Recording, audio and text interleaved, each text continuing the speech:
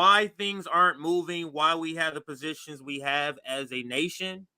This is the funding that the people we call our governmental leaders, the representatives.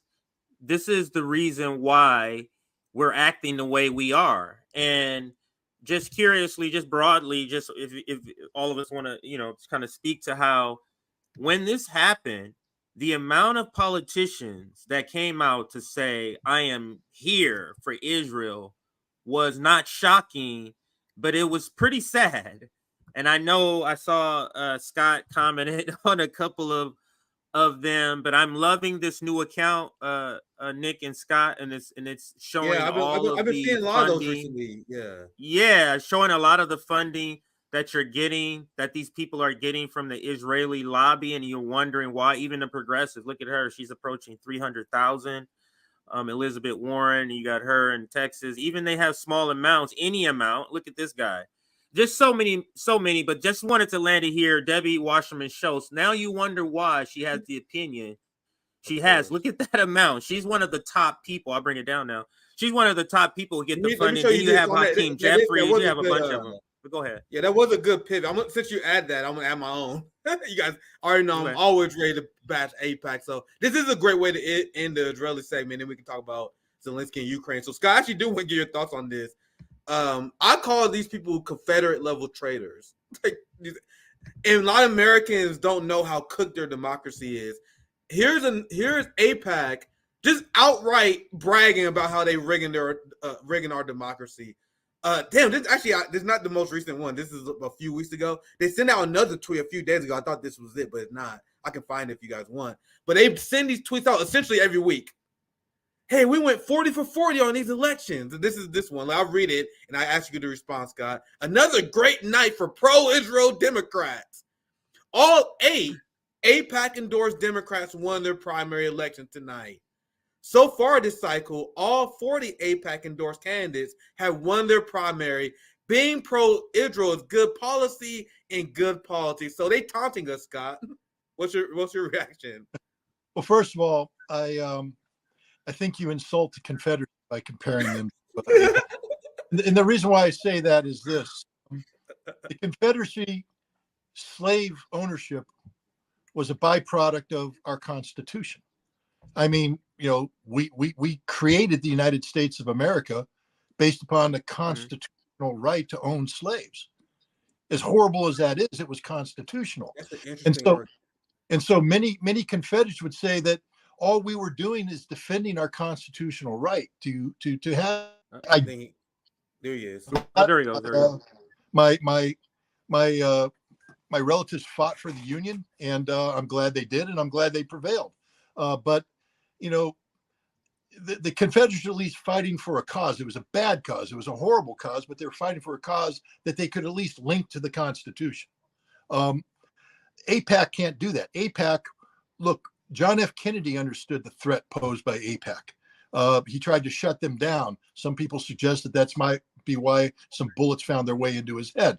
I don't know. I don't want to get too conspiratorial here, but we do know that the Zionists, because back then it wasn't the American-Israeli Public Affairs Committee, it was the Zionists of America or something. At least they were more honest about who they were. Let me put it this way. If I formed a political action committee I called the Russian American Political Action Committee, RAPAC. I formed the FBI will be at your door the next day. The FBI will be at your door. Well, I'd be dead. But if I formed RAPAC and I came out and did an ad that said, I'm going to spend $100 million this election to put pro-Russian candidates into the Congress, man, you'd be lining me up against the wall to shoot me, rightfully. Or if I formed CAPAC, CA, China American Public Affairs, and I said, I'm going to spend $100 million of Chinese money, by the way, to buy Congress.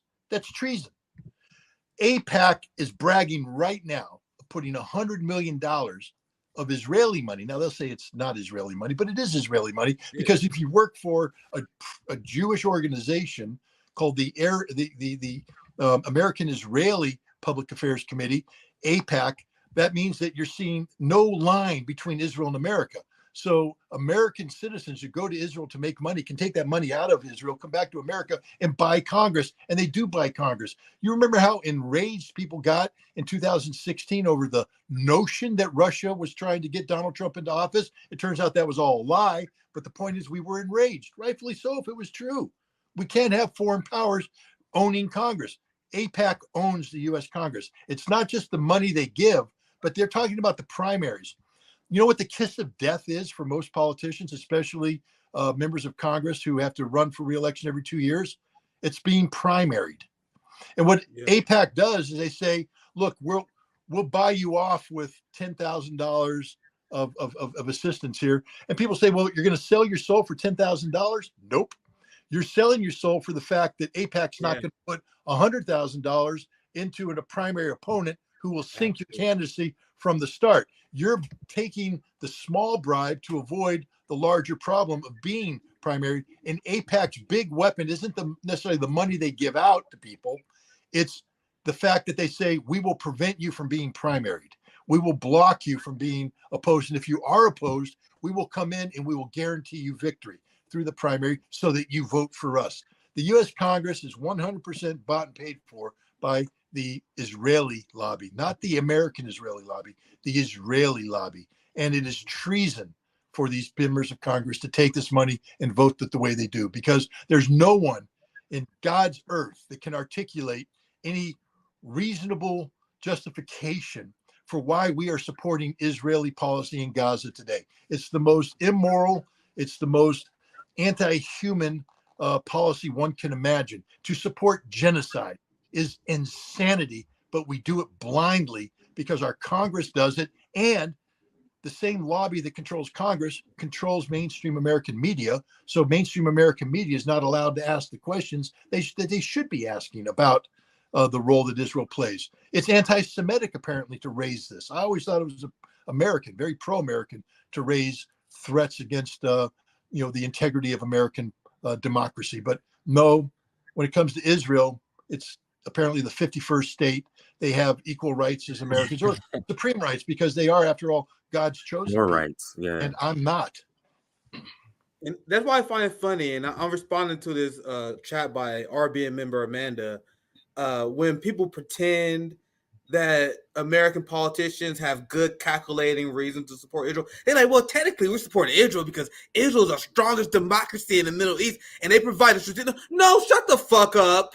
They are doing everything they're doing because they're paid by everybody. There is no strategic thinking. So I'll read this comment because this is kind of what I'm responding to. This is how everyone should respond whenever people pretend that there's any strategic thinking to support Israel, who is a national security threat. I explained many times on rant. I'll spare you guys. Israel is a national security threat to Americans. There's no reason for Americans to support it. Politicians do it because of these tweets and the great reasoning that you laid out. Because the way you said it is very impactful. Because not only the money is the protection for being primaried. So, like Amanda said, when she asked me why, because I remember this question when Amanda asked me about why United States leaders won't support a ceasefire despite how popular it is. And he said, I spit out so fast because I knew immediately. It's AIPAC. No, there's no other calculation. I see some people say, well, technically, these evangelical Christians believe that Israel. No, they're not. That's not the reason either. They working backwards from their conclusion. It's the AIPAC money. That's why. And that's why we need to be aggressive in calling these people out as traitors. I love using the Confederate level traitor because it clicks to people immediately what the fuck I'm talking about, because they are. It's unbelievable. And young people, when we hear about it for the first time, we are like completely shocked. I've seen all these TikToks, young people like, man, I just heard what this AIPAC lobby is. What? Like our generation, like, this is crazy that this was ever allowed to be a thing. But anyway, I want to move on. Any last thoughts on Israel, AIPAC? Just to wrap up, any last thing you want to add to this, Scott or CJ, before we move on to the Zelensky score? CJ, anything else to add into it? Going once, going twice? No, Ukraine is going to be funny. Ukraine is going to be funny. Opposing Israel is the most patriotic thing you can do as an American today, and it's also the best thing you could do as a human being. I had to apologize to a Palestinian crowd in Tampa, Florida, when I spoke there last month, because I admitted to them I'm 62 years old. And I said, it took forever for me to see you. It took forever for me to see you. You were here the whole time, and I looked past you. I didn't recognize you. I didn't acknowledge your existence. And I apologize for taking so long to see them as human beings, to see them as a community in need, to see them as people deserving of my support, because they are humans, and to recognize that the people that are trying to destroy them aren't humans. I'm not advocating for any violence against the Jewish faith. That's the last thing I'm doing. I don't condemn the Jewish faith. I believe in freedom of religion, and I believe everybody should be allowed to practice a religion free of persecution. Christians, Muslims, Jews, Buddhists, anybody. But when I criticize Israel, I'm criticizing Zionists, not Jewish people. And there's a difference between political Zionism, which is primarily secular in nature, meaning they don't believe in God. They're using God. They're using the Bible to achieve their genocidal ways, and the Jewish faithful. I have seen the Jews. I recognize the Jews, and I gave the Jews all the benefit of the world as any human should be given. But I fell victim to the fact of conflating Jews with Zionists. And so for a long time, I was giving Zionists the benefit of being Jewish. They don't deserve that benefit. They are a criminal enterprise. The Palestinian people, on the other hand, are the victims of this criminal enterprise, and they need to be seen. They need to be acknowledged. They need to be embraced as fellow human beings. And again, I apologize for taking so long to do this, but I can promise them then, and I promise them now, that I will never be blind to them again. I wish, and if there's a clip, let me know, because that would be a glorious clip. That if there was a video of that, if there was any video that deserves to go viral, that's it. Because there's a video of the speech. A great sign of what was that? There is a video of the speech. I can send the link to you. Yeah, we need to play that. That's an amazing clip. That's a clip that needs to go viral, because that's exactly what we need. And you guys know the frustration. How many times it's on RBN? How many times am I doing these rants on how right I am? And I'm like, these people won't even apologize for being wrong. That's a statement where you guys know a lot. I say it all the time. Like these burning people who vote for genocide, they won't even admit they're wrong. The black boomers who sold us out to the police state, they won't even admit they're wrong. The first step towards healing is what you just did, Scott. And I don't know if you guys know, I don't know if you know how important that is. How unbelievably important that is. I didn't know about this clip. I definitely got to look it up. I definitely got to show. That's an incredible thing and gesture that you did. It shows good faith. And we need more people who admit that they was brainwashed. We need more Americans who was brainwashed by Reaganite ideology to just simply admit, I was wrong before, now let's move on. I know that seems like a simple thing to do, but there's so many people who won't do it. There's so many people who stay on the bad side just so they won't do that. You know what I mean? But anyway, I'll spare you guys. Yeah, I don't want to that's a great anyway. Point. That's a great point. It's not even about being wrong. It's about acknowledging that you were blind. Yeah. You know, being blind doesn't mean you were wrong. It just means you were blind.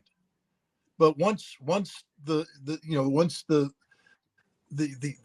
impediment has been removed from your eyes and you see, then you have to at least be honest enough to say, now I see. Now I know. Now I understand, and I will do the right thing. It doesn't mean that you were wrong necessarily. It means that you were blind. That's a good way to put it. Yeah. Yeah, that's a good way to put it.